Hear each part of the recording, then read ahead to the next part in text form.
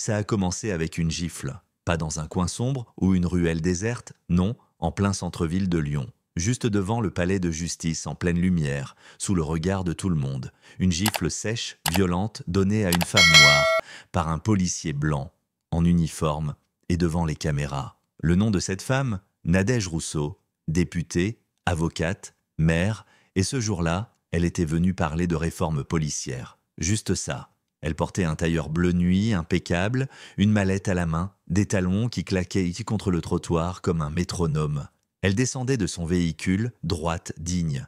Et là, un agent s'est planté devant d'elle. Blanc, grand, l'air méfiant, la main posée nonchalamment sur son ceinturon. « Vous êtes perdue, madame ?» Qui lui sort. Pas un bonjour, pas un regard respectueux, juste du mépris, brut.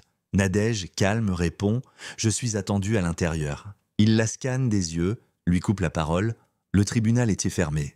Elle ouvre sa veste, montre lentement sa carte parlementaire. Et là, sans prévenir, sans même la regarder, il lève la main et lui colle une gifle. Oui, une gifle. Le son a claqué dans l'air comme une explosion. Les passants ont halté, les caméras se sont levées, et Nadège, elle n'a pas bougé d'un millimètre, pas un battement de cils, pas un cri. Juste ses yeux qui le fixaient, glacés.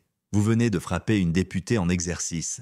Elle a dit, calme comme la mer avant la tempête. Le type, agent Fournier, badge en plein soleil, ricane. Je m'en fous de qui vous êtes. Mais Nadège n'est pas venue les mains vides. Elle sort un petit micro de sa mallette, l'active. Et elle sourit. C'est fini pour vous, elle murmure. Tout le monde a vu ce que vous avez fait. Ce n'est pas qu'une badge que vous allez perdre, c'est votre avenir.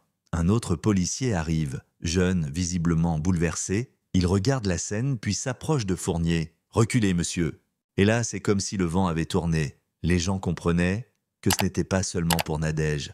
C'était pour chaque femme noire humiliée, chaque gosse fouillé sans raison, chaque voix étouffée. Elle entre dans le palais de justice, tête haute, sans que personne n'ose l'arrêter. À l'intérieur, l'ambiance est lourde, électrique. Son nom est déjà à l'ordre du jour. Les téléphones vibrent, les hashtags explosent. Dachilo Justice pour Nadège, et pas touché aux femmes noires. Quand elle prend la parole devant le juge, c'est pas un discours, c'est un ouragan. Elle balance les vérités qu'on n'a pas voulu entendre.